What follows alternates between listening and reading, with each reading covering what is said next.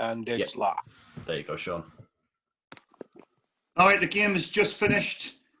Fleetwood 1, Sunderland 1. I'm now with Michael Bowers. I'm with Dave Lawrence, the guy I was on the first ever guest on the live streams. I'm with Conrad Lee. Lads, another disappointing day for Sunderland Football Club, down the dumps at the minute. When we scored the goal through Charlie White, you would think we were going to win the game. Well, you'd think that, but then, typical Sunderland, we conceded the goal 1-1, and it looked like we could have even lost the game. Dave, where do you think it went wrong in the game? Well, I mean, the thing is, I think we're so used to being terrible that when we actually have a bit of energy about us, when we have a little bit of forward momentum, we all go crazy and think, oh, this is amazing. And the first 15 minutes of the game, we were energetic, but I don't think we were brilliant. I know we're League One, so the quality isn't going to be great, but I think there's definitely more quality in that squad than we show every week. So, yeah, I mean, the goal was against the run of play for me. That Fleetwood weren't great, but they were better in the second half. And then something Michael always goes on about, clean sheets. They win your games. When you 1-0 up, you've just got to see it out somehow. And you would think with Parkinson that he'd be able to sort that out. But nothing changes, does it? It's just lethargic, it's boring. And when a team comes on you, we don't seem to get compact. We don't seem to make it difficult for teams. And yeah, I guess that's where we're at.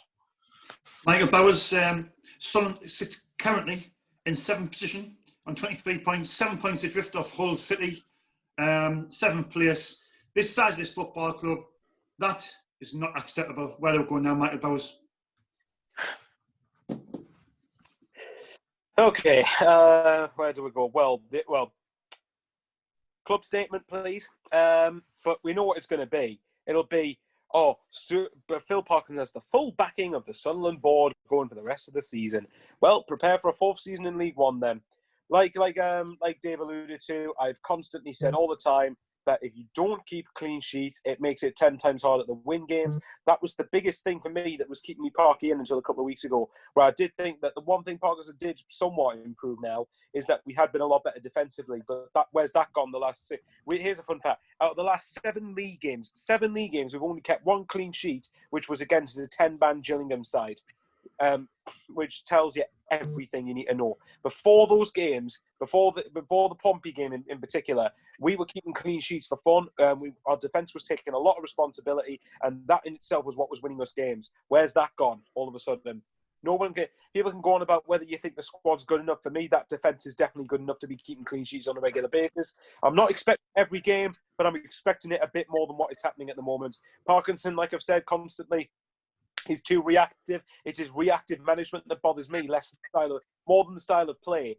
Like I said before, Barton had Evans on at half-time at 0-0, and albeit I think Conrad tried to correct me in saying that it was before they equalised. But either way, when not long after around when they equalised, he brought a triple substitution on. Now ultimately they didn't do anything for them, but that's not the point. The point is Barton was willing to be proactive to try and get the win. Parky sits there with the hands in his pockets like a muppet, like a useless muppet, and is happy to defend a 1-1 draw. Get him sacked. Not good enough. Conrad, with the games coming up, we've got 5 winnable games, not being disrespectful of the teams who are playing. Do you think now is a good opportunity for the owners to look at it and say, look, this is not working, make a change? The next 5 games, we bring a new man in, an attacking-minded guy who can get the best out of these players, attacking football, and start to not be negative. What depends on that, mate? I said before, I know I don't like Stuart Donald, and a lot of people, probably high 90%, don't like Stuart Donald. He wouldn't be happy with us sitting in League One. If he wants to hang on to us to make his money, we need to be promoted anyway. So, he can't make this money. No one's going to buy us as a mid-table championship, mid-table League One team. If we get promoted, then he can make his money and he can do one and ride off thinking, well, yeah, I got my bit out of them. I don't care at that point here. No one buys a football club to go, do you know what I want to do? Lose money, keep them down here. It's no one does that. If he's a businessman, he wants to make money. How are we going to make money out of this league? See, on that note, then, Conrad, you're knocking me on the head. You're right. Dave, he's saying the owner should be seeing this, wait and see it, yeah? If he wants to make the money, he's got to get this division. Now, he's looking at that, we're in 7th now, with 7 points adrift. It's not acceptable. He's got to look at the manager. Them players, for me, is good enough. The manager's not getting the best out of the players. He's playing negative football. He's got to go. Do you think he will go? Do you think Donald and Meffin will look at him and say, look, we need to make a change now, not later, now? I want to say yes. I really do want to say yes. And I've had a couple of conversations with people lately saying that I don't care, for me personally, if it's as bad as it gets, no matter whether they sort out the money. People will say we're skint and we've got no money to pay him off and whatever.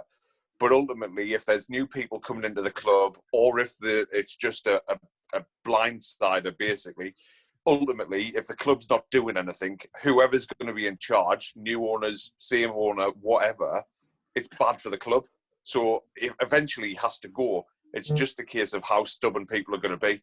If there's new owners coming in and they maybe want to make their own appointment, they will somehow feed money into the club, rightly or wrongly, to get rid of them. So for me, it should just happen sooner rather than later. I did say if off the last 2 games we got beaten both, I think you'd go. Has that point just about saved them? Might have done, unfortunately. And one thing I always mention is accepting mediocrity. And I'm not a fan of saying that we do because of this, that and the other. But I've just had a quick look on Twitter while Conrad was talking there and Michael. And the Sunderland social media team have put out point on the road. Now, I haven't read the comments, but I can imagine what them comments say. And I'm probably fully supportive of them, if I'm honest. Yeah. I'm going to have a look at these. Michael, if Phil Pottinson was to go, if he was to go tonight or tomorrow, and we went for a new man to take this club forward, I mean, who would you solely go for to bring to get us out of this league? See, on the surface, Paul Cook is someone who's done it. But if I couldn't put it this way, I'll say what I'm looking for rather than who I'm looking for. I couldn't particularly tell you what. Anyway, I'll tell you what I would say. What I want to see is a manager who can see a game developing a certain way, and instead of waiting for things to go wrong and to go tits up before he finally decides to do something about it, actually be proactive and make a change. That's the biggest thing. One of the biggest things for me in football is that, again, Parkinson, like Doncaster, it wasn't quite as culpable as Doncaster, but it still wasn't good. But at Doncaster, it's exactly the point that if Parkinson had half managed that game, half competently, we'd be sitting there. We would have left Doncaster with 3 points, not 1. And if we'd managed, and if Parkinson really tried to go for it tonight, then, or well, last night, whenever you're watching this, if he'd really wanted the result, we could have got at Fleetwood, because I thought the game was there for the taking. For Fleetwood, for a side who scored 5 goals against Plymouth, and obviously if Cod Vlogs is watching this, I'm not trying to be salty, I honestly believe the game was there for the taking. But once again, Parkinson was too reactive and stubborn. And like the point that Dave and Conrad were saying earlier about the money going into the club and the money about to get rid of Park and get Parky paid off, think of it. What the cost of getting rid of Parky, the cost of staying in League One. Make your own mind up. Right, well, looking at the tables, if we won them games with the 2 draws, if we're getting the extra 4 points, we'll be now sitting in 3rd position, 2 points off the top. So then the fine margins. Conrad, our next 5 games, we've got Burton, Wigan, Lincoln, Wimbledon, and Shrewsbury. 5 games now. We're not being disrespectful. We should be winning them 5 games. Do you think now is a good opportunity to owners to say, look, we need to change it and bring somebody in and win them 5 games, and we could be in that top 2? I mean, even if they sack him at this point, I doubt they'd have someone in place ready for Tuesday. It'd be impressive if they did. Yeah. And if they did, it shows actually they've been thinking about this for a lot longer to keep someone sort of ready on there. Even if he stays, which is likely, or even if he goes, we need to be aiming for 15 points from 15 if we have any hope. I already think we're not going to catch Hull. So really, we're aiming for 2nd place. We're not going to catch Hull. I think they're just on a flyer, so we need to win them. Michael, come here and we'll give the last word to Dave. Quickly, Michael, please. Very quickly, while the gap's 5 points, you can save your season. Dave, as I'm saying, the season's not over. I mean, we're 13 games in now. It's a long season, but if we make a change now, we can save our season and we can get that top 2? Do you firmly believe if we make a change now, get rid of partners and bring the right man in, additions in January, maybe a couple of additions in January, we can still achieve the goal of the top 2? Yes, mate, because ultimately, I think it's not a simple game, or it's not as simple as it should be, football. People love complicating it, but I've said a couple of times in tweets and stuff like that, and obviously I don't have thousands of followers and stuff, and maybe people will disagree with me, but literally all you need, or something that goes a long way at Sunderland Football Club, is when the manager is an extension of the city, an extension of the people. So Allardyce was a big character. Poyet, okay, he went wrong, but Poyet was a big character. Di Canio had a little bit of success in the beginning. That bounceability that they talk about when you put a new manager in.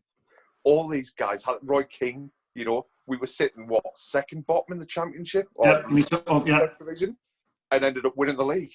A little bit of personality, a little bit of fight, a little bit, and to be honest, when there's no fans in the ground, you need that. Does Parkinson give you that? He hasn't given it since day one, so he's not going to start now, is he? Yeah. Well, thanks, Dave, for your comments. Obviously, thanks to Michael and to Conrad. And that's been another disappointing day for Sunderland Football Club. Just like to say thanks to all the people who tuned in on the live stream. That's our review for the Fleetwood and Sunderland game. Ended Fleetwood 1, Sunderland 1. Stay tuned for the Sunday bunch at 7 p.m. I'm sure that will be interesting. Interesting discussion between all the lads. So for myself, Sean Middleton, Michael Bowers, Dave Lawrence, our special guest, our editor Conrad Lee. Thanks for tuning in. Thanks for your time. Stay safe, and our other lads. Take care.